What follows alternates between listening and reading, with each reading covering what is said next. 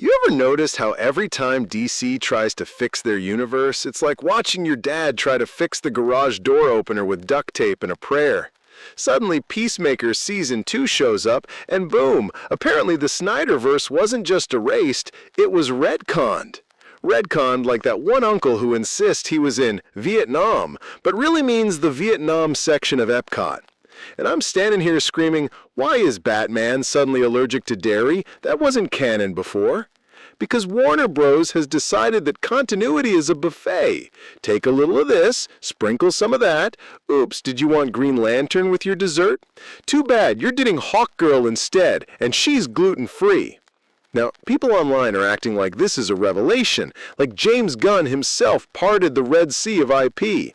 No, this is not a revelation. This is a conspiracy. You can feel it in your fillings.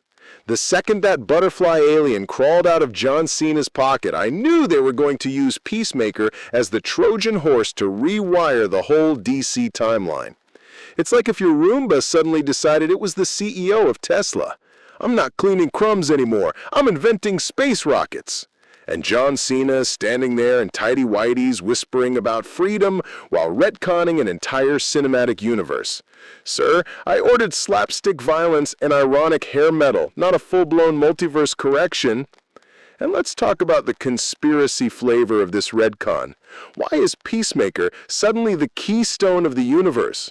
Superman can't pay rent, Batman is still crying about his parents, but Peacemaker? This guy with a dove on his chest like he lost a bet at Michael's craft store? He's apparently holding the fabric of reality together. It's like putting your entire retirement savings into Chuck E. Cheese tokens. Sure, it feels bold, but one animatronic malfunction and you're broke, sobbing, and hugging a pizza rat. I imagine the DC writer's room looking like a seance. Okay, everybody join hands. We summon the ghost of Zack Snyder to bless this retcon. And somewhere in the corner, Robin Williams' spirit is riffing, Nanu, Nanu, retcon away! Suddenly Aquaman has 3 ex-wives and a day job at 7-Eleven. And it works, because this chaos is addictive. They've turned Peacemaker into the junk drawer of storytelling. Open it up and you'll find loose batteries, a Superman cameo, and an unopened condom from 1993. Meanwhile, fans are losing their minds. Some are chanting, restore the Snyderverse like it's the Pledge of Allegiance. Others are tweeting Peacemaker memes that make less sense than a raccoon in a tuxedo.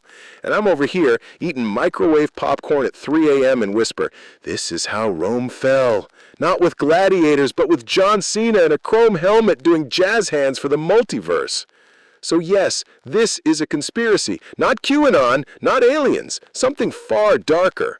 A Warner Brothers executive in a polo shirt whispering, continuity is optional.